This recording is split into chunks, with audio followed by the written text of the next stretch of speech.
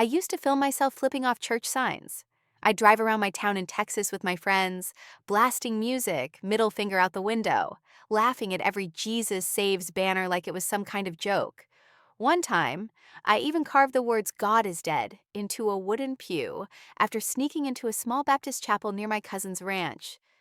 That was me, loud, proud, angry, and honestly, a little empty. But I didn't know it yet. I thought I was being real. I thought mocking faith made me strong. Until the night something grabbed me. Until the night the lights went out inside my head, and I found myself somewhere that didn't feel like a dream. I can't tell you how long it lasted. All I remember is the smell, like burning hair, and the sound of someone crying my name. But no one was there, just me, and something else watching. I came back after 3 minutes. The doctors said it was a seizure. I know it wasn't, because in those 3 minutes, I saw where my hate was headed, and it scared the hell out of me. Literally. My name's Rachel. I'm 27 now, but this all started when I was 19, living in Amarillo, Texas. My mom passed when I was 13, breast cancer, slow and cruel. I never saw my dad cry, not even once. He just shut down, kept working nights at the factory, left a frozen dinner on the counter, and never said much. So, I learned to be tough. No room for feelings, no prayers, no God, just music in my headphones and sarcasm in my mouth. I got good at pretending I was fine. People called me the funny one, the girl who didn't care, but I cared. More than I let on, especially when I saw kids in youth group hugging their moms on Sunday mornings. That stung. I hated them for having what I lost. So I turned it into a game. Faith was weakness. God was a fairy tale. And anyone who believed, I tore them apart online. I had a whole TikTok series called Heaven is Cringe. It went viral. My friends loved it. My followers cheered me on. I kept pushing the line, joking about baptisms, duetting Christian videos with devil horns and filters. I once said, if Jesus came back, I'd live stream myself crucifying him again. I thought it was edgy, clever, honest. But in truth, I was crumbling inside. I had nightmares. I never talked about them. I woke up sweating, hearing knocking on my bedroom wall. My lights would flicker, my phone would glitch. I blamed it on stress, but deep down, I knew something was following me. And one night, it finally caught up. I was 7 the first time I realized my mom might not live to see me grow up. She was standing in the kitchen of our trailer home just outside Amarillo, folding laundry with one hand and holding her chest with the other. She tried to hide it, but I saw her flinch every time she lifted her arm. She told me it was just sore muscles from carrying groceries, but I remember the way she moved, like something sharp was inside her. Our trailer wasn't much, just 2 bedrooms, a leaky roof, and the constant hum of the highway a few blocks away. My dad was already starting to drift by then. He'd work double shifts at the refinery and sleep in his truck some nights. My mom would light a candle in the kitchen window to let him know we missed him. I remember the glow of that candle, flickering against the dark Texas sky, like it was trying to hold something sacred together. Every Sunday, she'd take me to this little white church with peeling paint and hard wooden pews. I never really listened to the sermons, but I watched her hands during worship, raised, trembling, calloused from work, but somehow peaceful. She'd whisper prayers like she was talking to someone real. I didn't understand it. I just liked sitting next to her, pretending to read the hymnal while stealing glances at her eyes, half closed, tearful, soft in a way I never saw at home. Then came the day I walked in on her throwing up blood in the bathroom. She was on her knees, gripping the toilet like it was the only thing holding her to this earth. I stood frozen in the hallway, holding a Barbie in one hand and my backpack in the other. She looked up at me and smiled. "Don't worry, baby. Jesus is with me." I didn't know then that people who say that usually know they're dying. The hospital became our second home. I hated the smell. I hated the cold hallways and the nurses who talked too softly. But mostly, I hated the way she kept shrinking. Week after week, she became less of a person and more of a whisper. By the end, I was reading her devotionals because she was too weak to hold the book. I didn't understand the words, but I remember one line burned into my mind. "Even though I walk through the valley of the shadow of death, I will fear no evil." I clung to that, like it meant something. But after she died, just a few weeks after my 9th birthday, I decided none of it meant anything at all. The morning she passed, the sun rose late. It was cold, the kind of cold that settles in your ribs and doesn't leave. The pastor came to the house with a casserole and a Bible. I slammed the door in his face. I didn't cry at the funeral. I remember the casket closing, the sound of it echoing through that small church like thunder. I remember the people singing Amazing Grace while I stared at the floor, wishing I could scream. After that, my dad broke completely. He started disappearing for days. He got mean, not abusive, just absent in a way that cut deeper than yelling ever could. I'd leave notes on the fridge. "Please buy milk. We need laundry soap." Sometimes they'd be gone the next day. Sometimes they'd stay taped there for a week. One night, I found him passed out drunk in the front yard with the TV remote in one hand and her old Bible in the other. I sat on the porch swing until sunrise, watching the dew settle on the grass and wondering if this was what growing up was supposed to feel like. Quiet, heavy, lonely. Church stopped after that. So did praying. So did hope. I started sleeping with my headphones on, not because I liked music, but because silence felt too much like death. At school, I became the weird girl, the one who didn't talk much, the one who rolled her eyes during the pledge, the one who snorted when someone mentioned prayer before lunch. I got used to being bitter. I told myself it was armor, but deep down, I hated how much I missed her, how much I missed the sound of her humming in the kitchen, the smell of her lavender lotion, the way she'd rest her hand on my back in church when she knew I was zoning out. I missed her faith, because even if I didn't believe, her belief made me feel safe. When she died, that safety died too. I remember walking past her old church 2 years later. The front door was cracked open. I walked inside just to see if the cross still hung above the altar. It did. I stared at it for a long time. Then I flipped it off. No one was there. But it felt good, like I was telling the universe, "I see you, and I'm not afraid." But that was a lie. I was terrified of being alone, of being forgotten, of the possibility that my mom had lied to me, that Jesus was never with her, that she died talking to no one, that maybe I'd die that way too. I think it started with weed and Wi-Fi. I was 15 when I got high for the first time, sitting in the back of a rusty pickup truck behind a Walmart parking lot. While some guy named Trevor played screamo music on his phone, I didn't even like it, the weed or the music. But it made the ache duller, that low, constant hum of grief and silence inside me. It just faded for a while. So I kept going. Pills came next, not hardcore. Just stolen painkillers from my uncle's glove box or random white tablets passed around at school like candy. I didn't ask what they were. I didn't care, as long as I didn't feel anything. But drugs weren't the real addiction. Not yet. That came later. What really hooked me was attention. The kind you get when you post something just mean enough to go viral. The first video I made was me standing in front of an old church downtown, arms spread, sarcastic preacher voice, mocking a sermon I found on YouTube.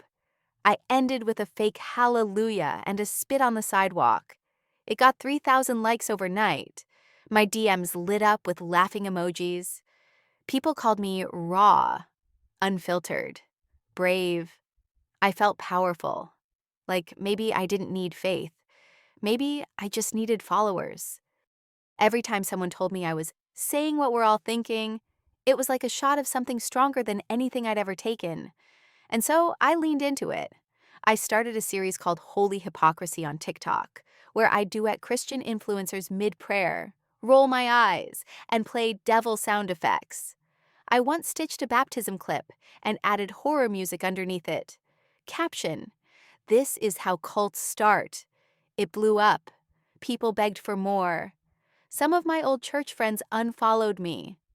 Some tried to message me, asking if I was okay. I left them on read. I wasn't interested in being saved. I wanted to be seen. And if I had to become the villain to get noticed, fine. Villains don't cry at night.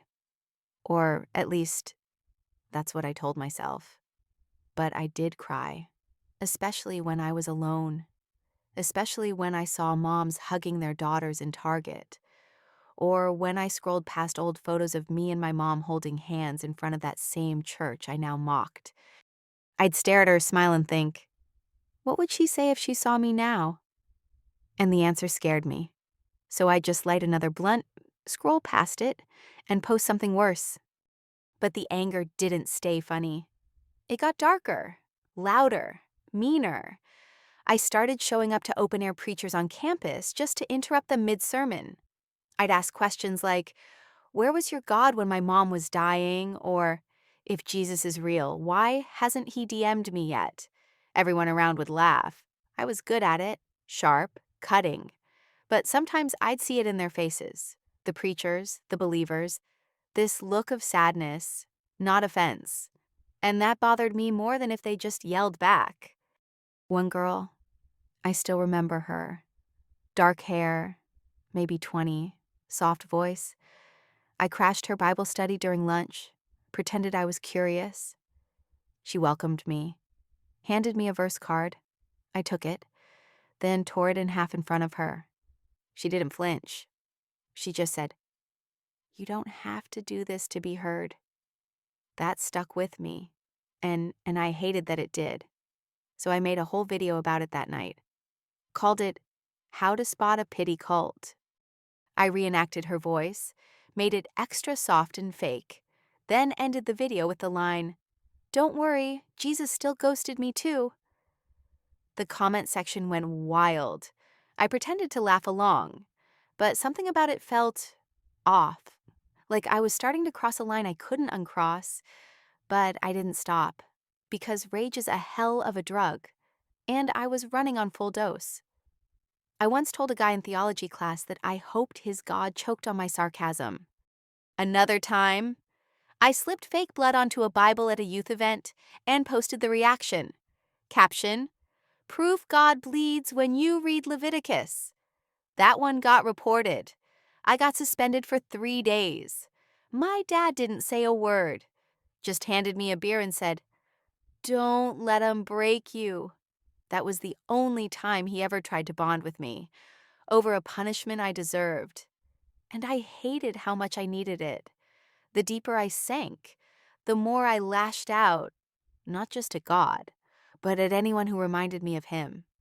Happy couples, kind teachers, soft voices, hopeful eyes. I couldn't stand it, because I didn't believe in anything anymore. Not love, not grace, and definitely not redemption. I wasn't just lost. I was angry that anyone else claimed they'd been found. It was one thing to mock God behind a screen. It was another to step into his house and spit on the carpet. But by that point, I didn't care. Online, I'd already built a small following for being the ex-church girl gone rogue. My videos stitched together revival clips with voiceovers of demon screeches. I reviewed televangelists like they were reality show villains. I filmed a fake speaking in tongues challenge where I chewed gum and pretended I was channeling spirits. The more unhinged it got, the more people watched. My comments were full of fire emojis and queen energy. I felt like I had power, like I had a voice bigger than the pews that once told me to sit down and be quiet. But I wasn't just performing anymore. Something in me was shifting, rotting. The laughs weren't fun. They were mean, cold, cruel, and I was the one lighting the match. One night during a local church's outdoor worship night, I snuck behind the bushes with a Bluetooth speaker. I waited for the slow song, the one where hands lifted, where eyes closed. Then I blasted guttural growling noises, sounds I downloaded from some horror SFX site. The whole group froze. Some screamed. One girl dropped to her knees crying. I laughed so hard I nearly dropped the speaker. But then I saw one boy, maybe 15, still holding his Bible, shaking, looking around like the world had just cracked open. And for one split second, I felt something sharp twist in my gut. It wasn't guilt. Not yet. Just a tiny hairline fracture in my high, like I'd gone too far. But I didn't know how to stop. So I ran, didn't look back. Uploaded the audio clip that night with the caption, "Guess who summoned Beelzebub during worship?" It got taken down in less than 24 hours. But not before it passed 100K views. My inbox exploded with both cheers and death threats.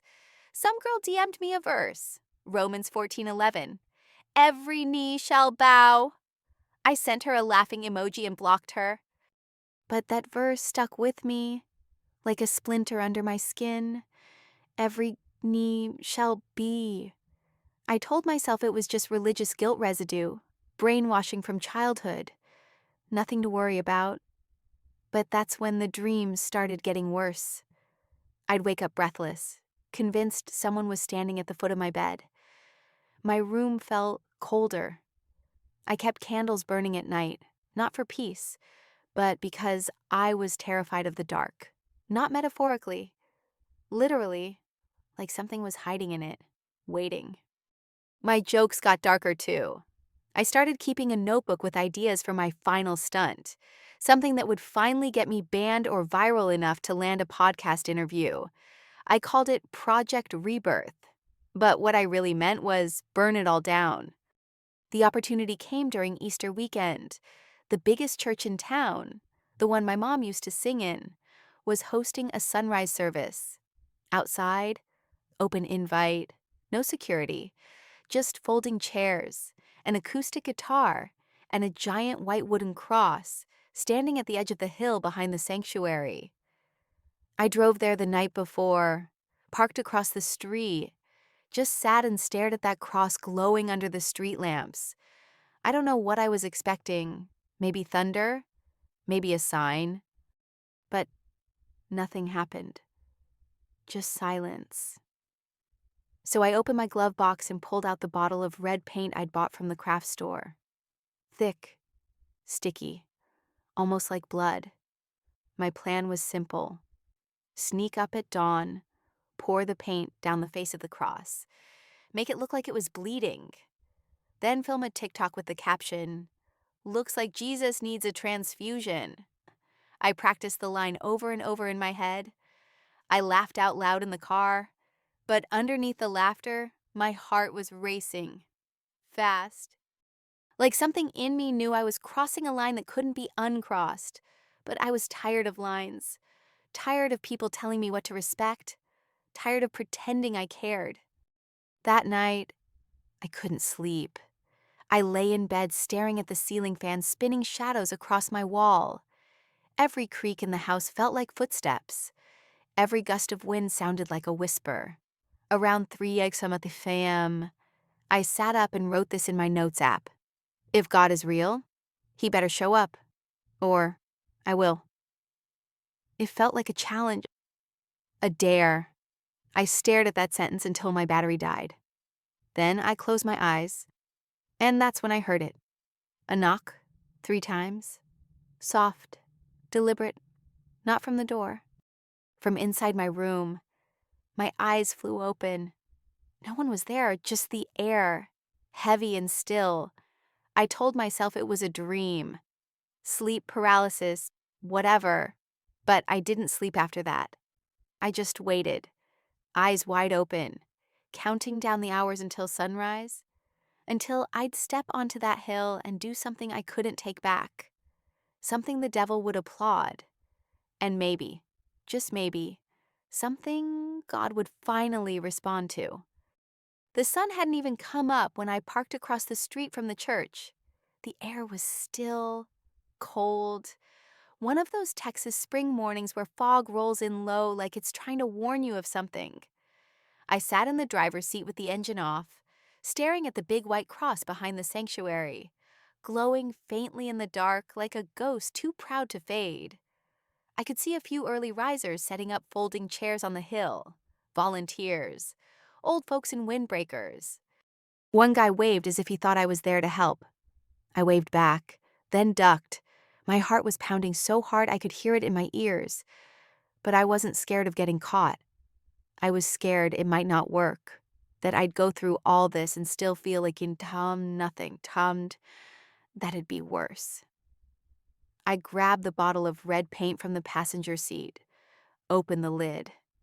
It smelled like plastic and rust, thick, dark. I dipped my fingers in it, just to feel the texture. It clung to my skin like blood. And I laughed, because of course it did. I waited until I saw the pastor walk inside, probably grabbing his notes. The timing had to be perfect.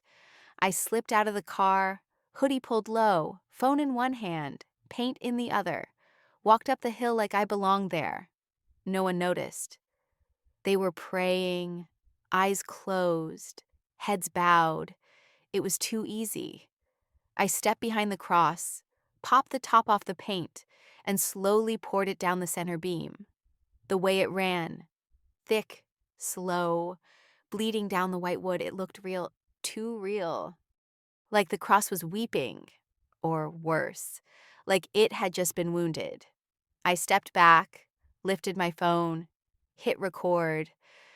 "Looks like your savior's leaking," I whispered into the mic. That was supposed to be the line, the moment, the punch. But as soon as the words left my mouth, something shifted. The air got heavier. The wind stopped. The trees, dead still. And then someone screamed. A real scream. High-pitched, guttural, like it had been ripped out of their stomach. I turned. One of the volunteers had dropped her chair and was pointing at the cross, her face pale as ash. "Blood!" she cried. "It's bleeding! Oh my God, it's bleeding!" Others turned. Gasps. Chaos. People stood. Some ran toward it. Others backed away. I tried to laugh, tried to play it off, but my throat was dry. My legs wouldn't move. The camera in my hand kept rolling, but my mind felt like static. That's when I saw the pastor again, standing at the edge of the hill, staring straight at me. He didn't shout. He didn't run.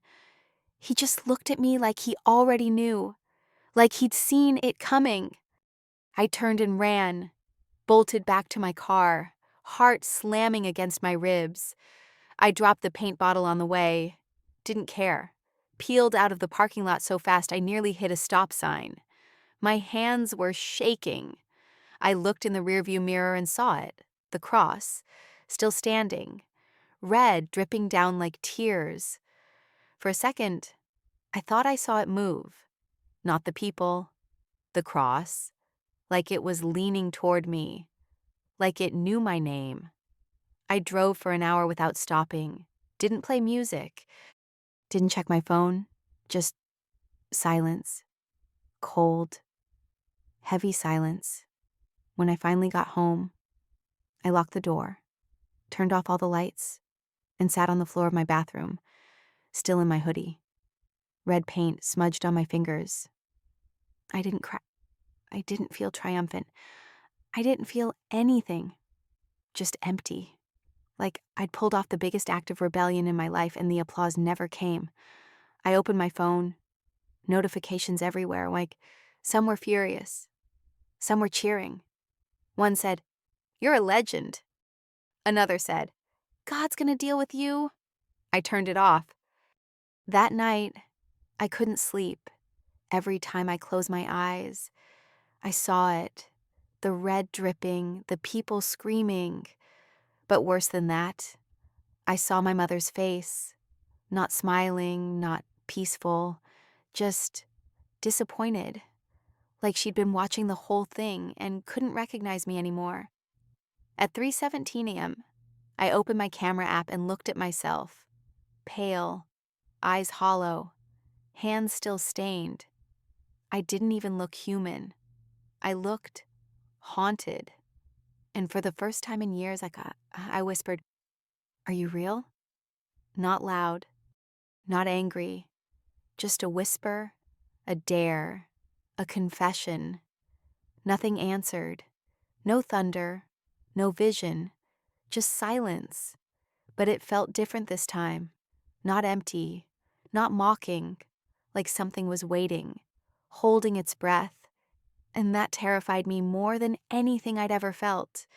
Because what if it was real? What if all the jokes, all the anger, all the fire I'd thrown into heaven had actually reached something? And what if that something was about to answer back? That night was the quietest night of my life, and somehow the loudest. Every sound felt magnified. The fridge humming, the wind brushing against the trailer walls, the faint creak of my bedroom door, though I hadn't moved. I didn't turn on the lights. I couldn't. My room smelled like dried paint and sweat. I still hadn't showered. I just laid there fully clothed, staring at the ceiling like I was waiting for it to crack open and swallow me. I didn't touch my phone. I didn't post the video. Teet. I couldn't even look at it. The red dripping off the cross was burned into my mind like a curse I had cast, but didn't understand. I kept hearing her scream. That woman, the one who saw it first. Her voice looped in my head like a broken alarm. "It's bleeding! It's bleeding!" Over and over, I tried to drown it out with music. But every time I pressed play, the songs glitched or cut out. My speaker buzzed like it was short-circuiting. I threw it against the wall and it shattered. That's when I heard it. Knocking, 3 soft knocks, not at the door, at the wall, right above my bed. Like something was on the other side, gently reminding me it was still there. I held my breath, told myself it was the wind, the pipes, anything but what it felt like. But it came again. 3 knocks, measured, slow, like a code I didn't know how to break. I curled into a ball and covered my ears. My chest was tight, like something was sitting on it. My thoughts spiraled. What if this wasn't just some prank gone too far? What if I'd opened something? Invited something? I thought about the paint, how it dripped exactly where the heart would have been nailed. I thought about the verse that girl had messaged me. Every knee shall bow. I thought about my mom. And suddenly I felt 12 again, standing outside her hospital room, too afraid to go in. That same cold, that same silence. I whispered, "Stop, just once," into the dark. And it did. The knocking stopped. But the silence after felt even worse. Like something was listening, like it was waiting for me to speak again. I pulled the blanket over my head and forced myself to count 1 to 100, over and over, until the sun started to rise. I didn't sleep. I didn't blink. I just waited for morning, for light, for something to change. But deep down, I already knew whatever was coming next wasn't going to wait for permission. I thought I had made it through the night. I really did. When the sun finally cracked through the blinds and spilled across the floor like mercy, I let out a breath I hadn't realized I'd been holding. The knocking stopped. The shadows shrank. The world looked normal again, or so I told myself.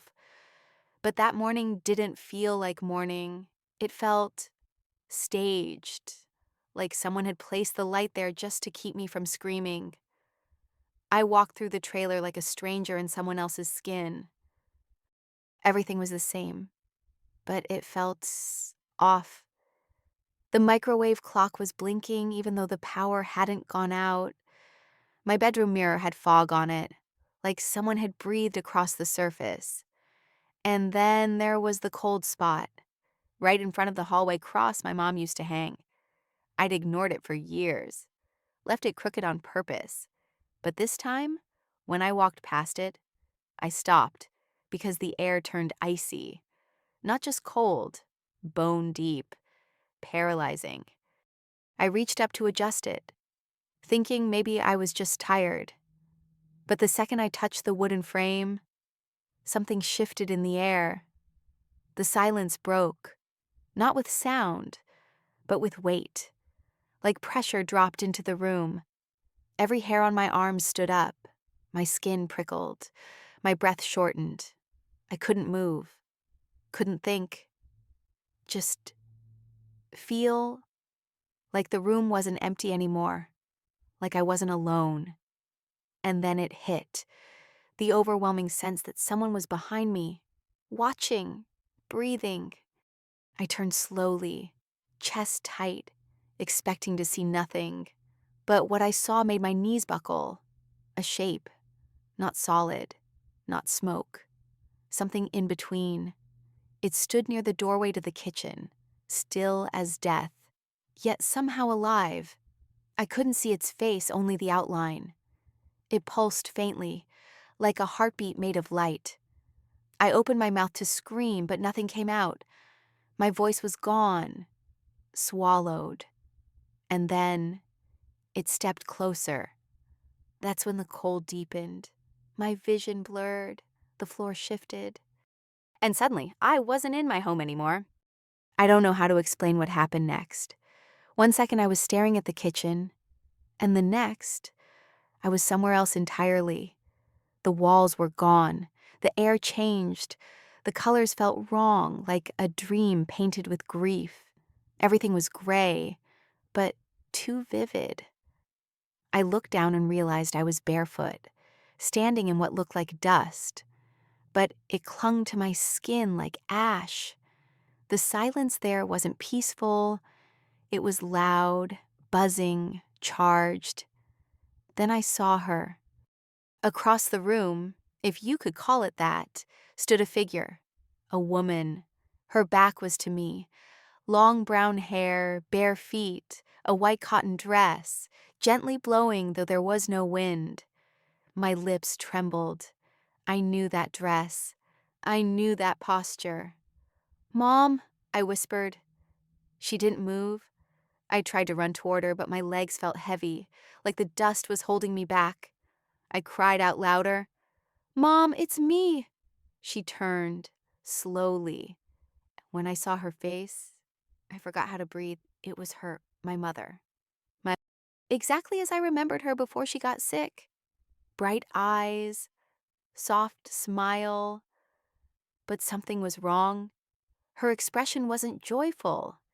It was sorrowful, deep, like she'd been watching my whole life unfold through a window she couldn't open.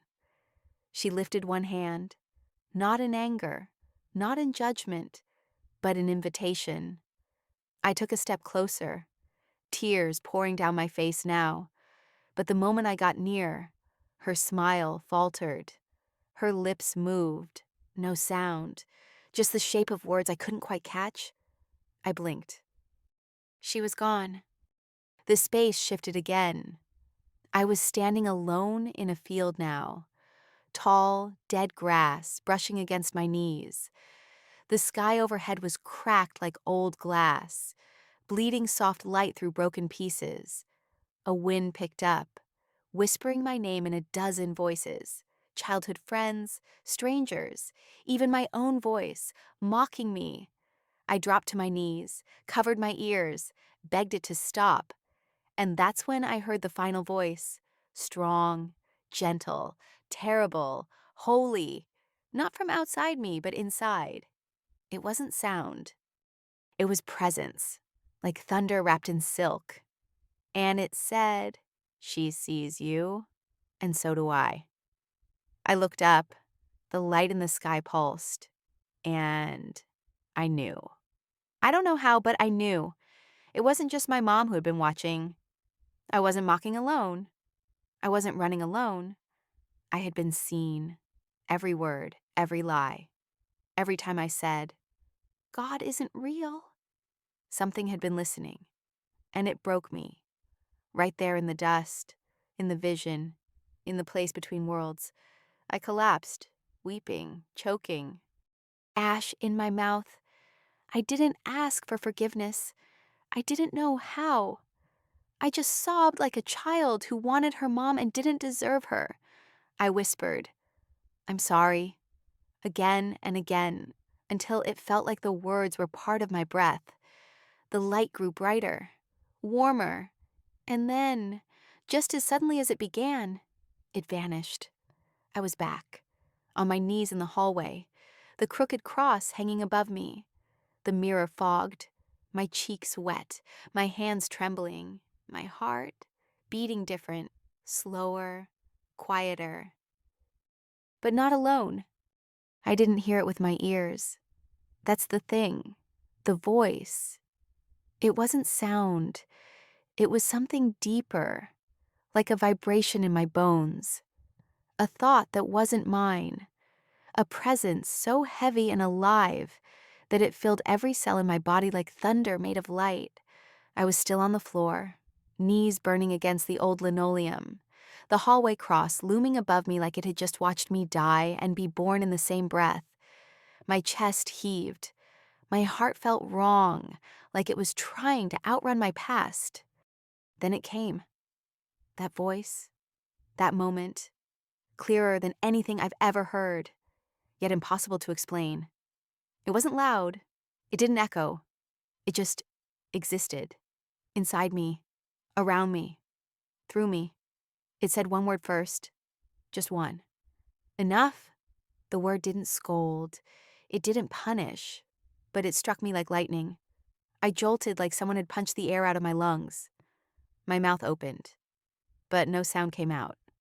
My eyes filled with tears instantly, like that one word had pulled every ounce of shame to the surface and shattered it in a single syllable. I gripped the floor, fingernails dug into the cracks. "Enough," it said again. But this time I knew what it meant. Not as in "you've done enough" or "you're good enough." No, it was enough pretending, enough mocking, enough running. Like a father finally standing in front of a runaway daughter with eyes full of sorrow and hands still wide open. Then came the second part. A question, one I hadn't expected. "Why are you afraid of being loved?" My breath hitched. I wanted to say something, anything, but I couldn't speak. My tongue felt tied to every lie I'd told, every meme I'd made, every time I said, "I don't care," and meant, "Please see me." The voice continued, steady but kind, not human, yet more human than anything I'd ever known. "You've worn rage like armor. You've carved your wounds into others. But I saw you when you were still whole. I see you, still." That was it. That was the moment. The voice broke me, not with fire, not with hell, but with love so undeserved that it felt unbearable. I started shaking hard, like my body couldn't hold the weight of what I was hearing. My arms gave out, my face hit the floor. I sobbed like I had never sobbed before, not in my mother's funeral, not during the worst nights, not even in the fake prayers I used to mock on camera. This was different. This was real.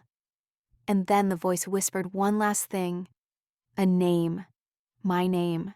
Not how others said it, not how my dad barked it, not how friends teased it. No, it was how my mom used to say it when she'd sing to me as a baby. Soft, safe, full. Rachel. That's when I knew. It wasn't a dream. It wasn't hallucination. It wasn't fear. It was him, the source, the one I had dared to curse with every breath. And he had called me by name, not to condemn me, but to come get me. And then my body changed. Not slowly, not gently, but violently, like something was being ripped from me. I gasped, my back arched, my teeth clenched so tight I thought I'd crack a molar, my fingers twisted into claws, my spine tense like I was being electrocuted. But it wasn't pain, it was pressure, immense, relentless, something holy forcing its way into a space I had filled with filth for years. I screamed, not out loud. My jaw was locked, but in my soul. My eyes rolled back. I could feel heat radiating from my chest, as if a fire had been lit inside my ribcage and was consuming every lie, every addiction, every sliver of hate I'd ever fed. My skin tingled, my ears rang, and all the while, the room around me stayed still. Not a single object moved. But inside me, a war was happening. Something was being cast out. I know how that sounds. I'd laugh if I heard someone else say it. But I'm telling you now, I felt it. Something dark leaving, like smoke fleeing light. Like rot exposed to air. My heartbeat slowed. My limbs went limp. I collapsed fully to the floor, face pressed to the cold tile, shaking and soaking in sweat. I couldn't move for what felt like hours. I just laid there, empty, hollowed out, but not alone. Something sacred hovered around me, like a veil of breath. I felt arms, not human arms, wrap around me in the spirit. I don't know how else to describe it. Not physical, not imagined. Something between a holding, a stillness, a presence that didn't demand or lecture. It just stayed until my shaking stopped, until my breathing softened, until I could whisper, with barely a voice, I'm sorry. Not for a show, not to get saved, but because I meant it. With everything in me. I'm sorry. I repeated. Again, and again, and again. And with each whisper, the weight lifted, inch by inch, like chains falling, like dirt washing off, like I was becoming someone else. Or maybe finally becoming myself. When it was over, it didn't feel like a miracle. It felt like aftermath, like waking up after a tornado and realizing you're somehow still breathing under the rubble. I lay there for a long time, motionless, face down, eyes swollen shut from crying. My body ached in strange places, like I'd run a marathon in my sleep. My clothes were soaked in sweat, my voice hoarse, but the air around me, it was different, still, warmer, calmer. Like the tension that had haunted that hallway for years had finally lifted. I slowly pushed myself up, palms trembling against the cold floor, the side of my face marked by the tile grout. My head hung low, not out of fear anymore, but reverence. For the first time in my entire life, I was aware that I wasn't the center of the universe. I wasn't the one in control. And weirdly, that realization didn't crush me. It set me free. I looked up at the cross above the hallway, the one I used to roll my eyes at, the one I used to mock, used to ignore, used to flip off on my way to school. It was still crooked, still dusty, still just a simple wooden thing, but somehow it looked different. like it had been waiting for this moment. 2. I reached for it, not to fix it, but to touch it. My hand trembled as my fingers brushed the wood. It was warm, not metaphorically, literally warm. Like it had absorbed everything I'd just gone through and was quietly saying, I saw all of it, I still stayed. That's when the tears came back, softer this time, not violent, not loud, just slow, quiet weeping, a kind of crying I didn't know existed. I sat back against the wall, knees to my chest, and whispered, What now? I didn't expect an answer. I didn't hear another voice. But I felt something stir inside me, a pull, a crack of light in the wall I'd spent years building brick by brick. I wasn't healed, I wasn't whole, but I wasn't alone anymore. And for the first time in years, I wanted to be better. Not for followers, not for validation, not even to undo what I'd done. I just wanted to walk toward whatever had found me that night. And I knew this was only the beginning. The real change wasn't lightning, it was surrender. It was silence. It was the terrifying beauty of choosing to be soft again, choosing to believe that maybe, just maybe, I was still worth redeeming.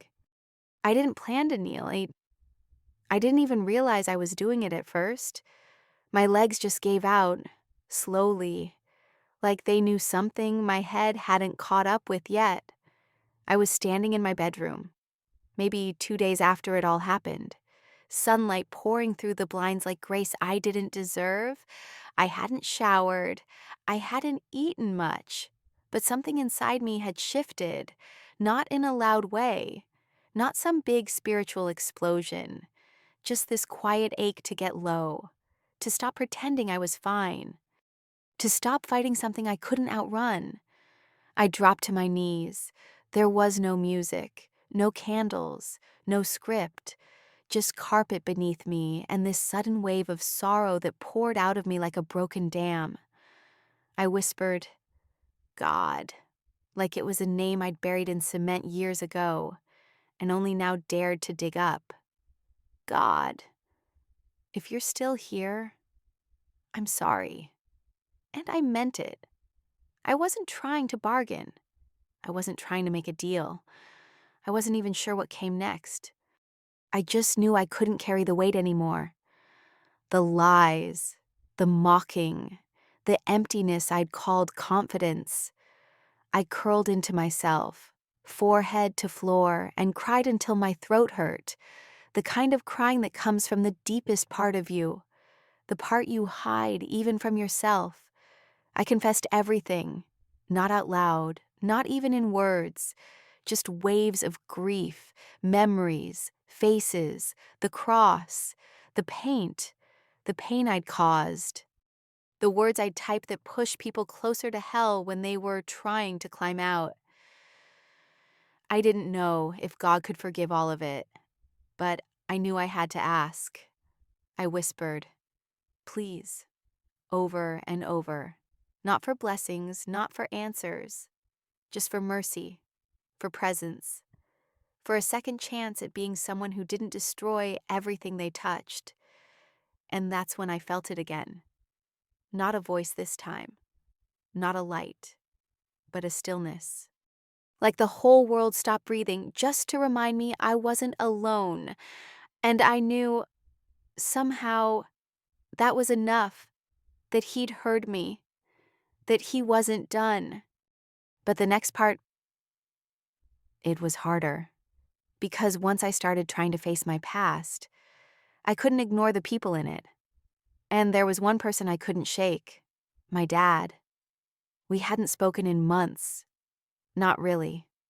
Just the occasional grunt or bills are due, scribbled on the fridge. He wasn't a monster, just absent, a man hollowed out by grief and years of pretending nothing hurt. But the silence between us had grown sharp, cold, and in my rebellion, I blamed him for everything. for not holding the family together, for not praying, for not stopping me when I spiraled. And maybe he deserved some of that.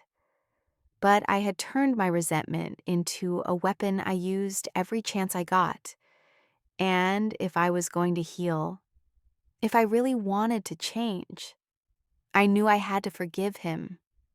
Not because he earned it, but because I couldn't keep dragging that bitterness into a future I hadn't even lived yet.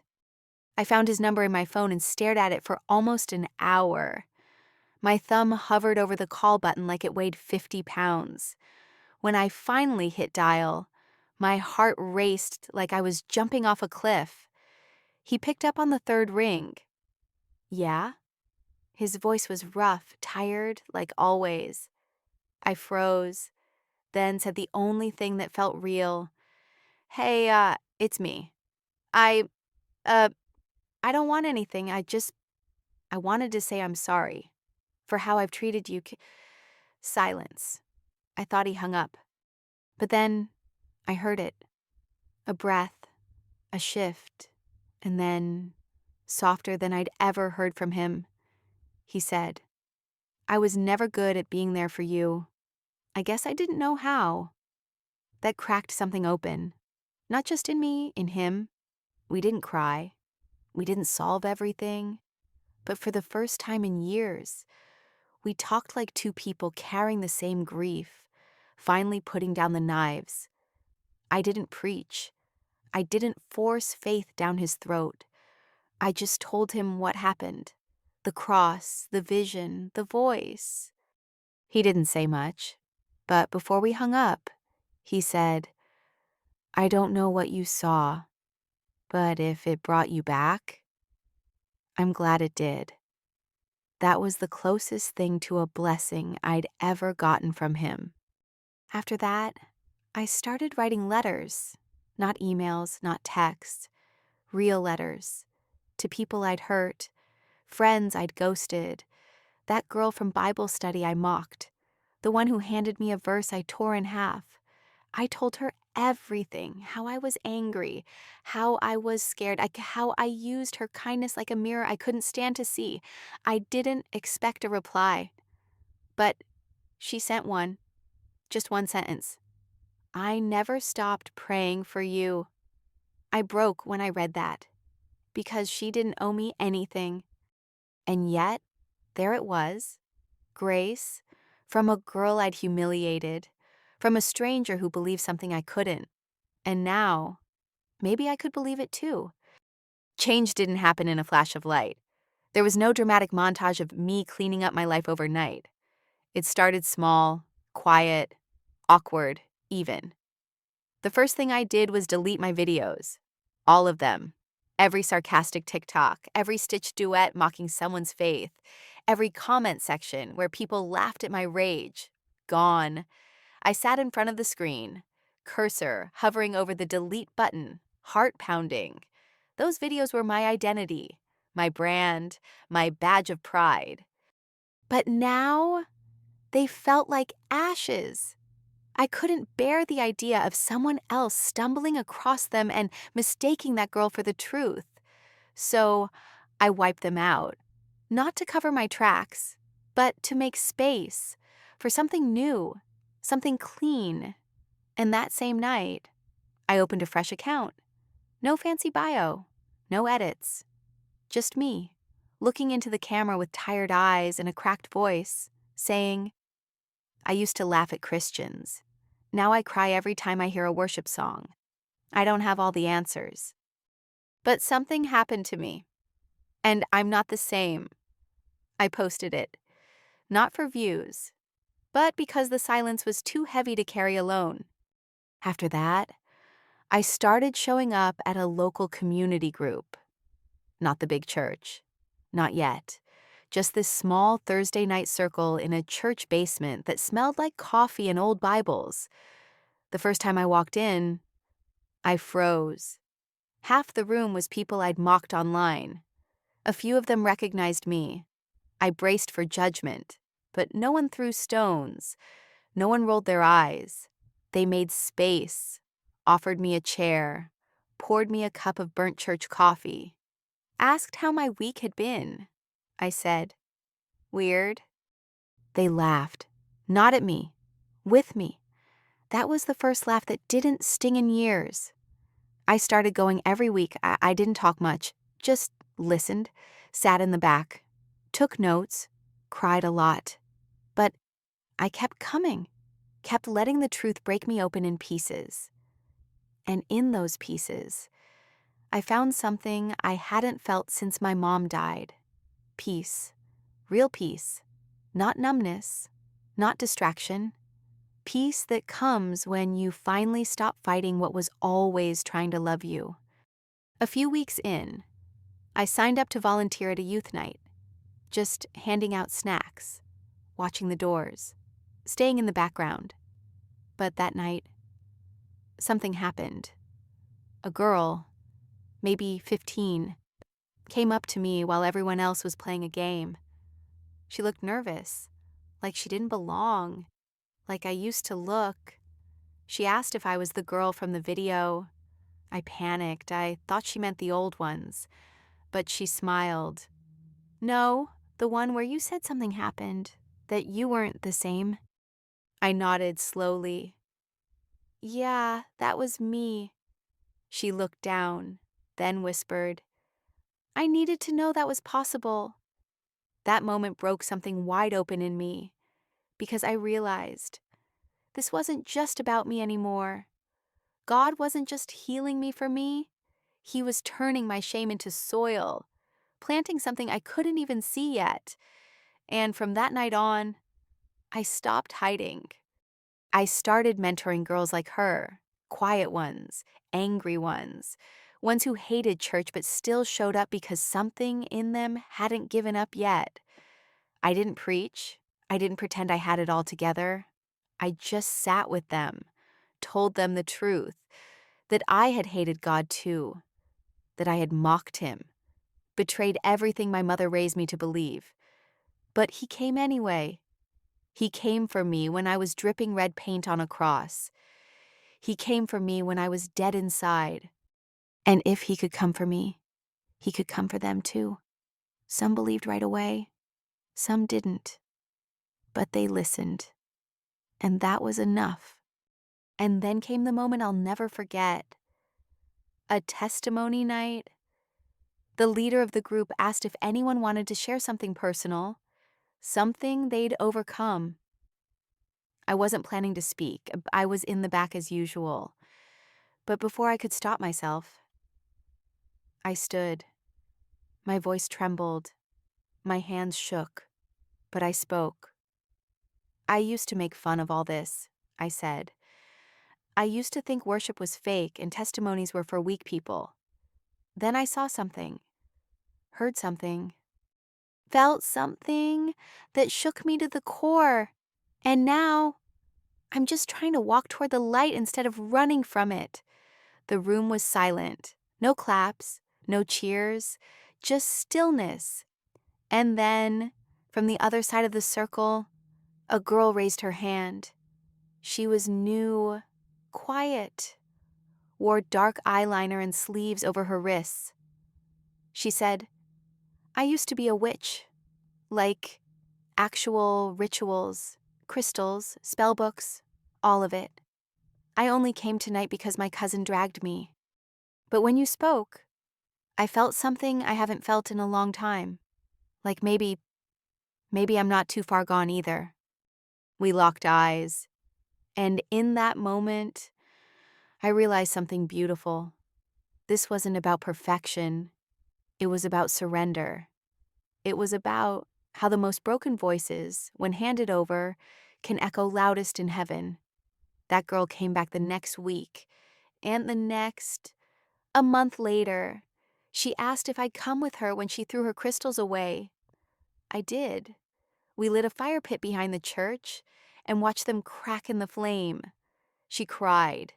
I held her. And in that smoke, I saw my old life dissolve.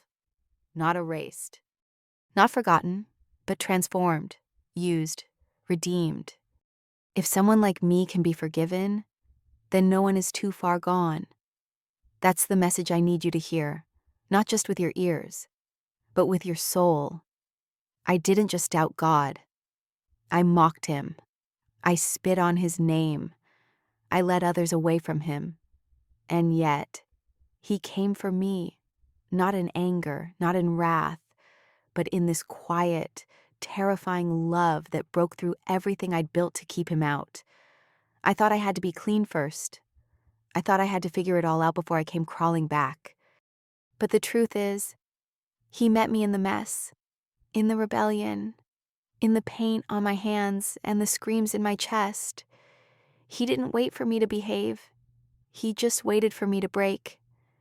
And when I did, he didn't shame me. He called me by name. That's the kind of God I met. Not a judge hiding behind a cloud, but a father who ran toward me while I was still covered in sin. So if you're watching this and you feel too far gone, if you think you've cursed too much, slept around too much, screamed at heaven too loud, I want you to know. He already knows. And he's still waiting. The only thing stopping you is you. And trust me, I stopped myself for years. Don't make that mistake. Since sharing my story, people have reached out, hundreds, some in the comments, some in private messages. People I never thought would say a word about faith. A guy who used to run a satanic meme page wrote to me saying, "I watched your video in the dark and started crying. I don't know why, but I haven't felt anything in years until that moment." A girl who told me she used to astral project and cast spells said, "When you said he called your name, I lost it, because I've been hearing mine too. I just didn't know what it meant. These aren't church kids. These are people like me, wrecked, raw, real, and they're waking up. Not because I'm anyone special, but because stories, honest stories, open doors that religion sometimes slams shut. That's why I keep sharing, not for likes, not for clout, but because somewhere out there, someone is sitting in the dark, waiting for proof that God still speaks. Let this be it.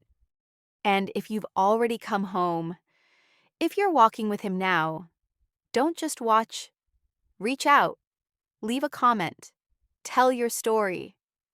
You never know who's scrolling, hoping to see someone who used to be where they are. Someone who didn't just find God, but was found.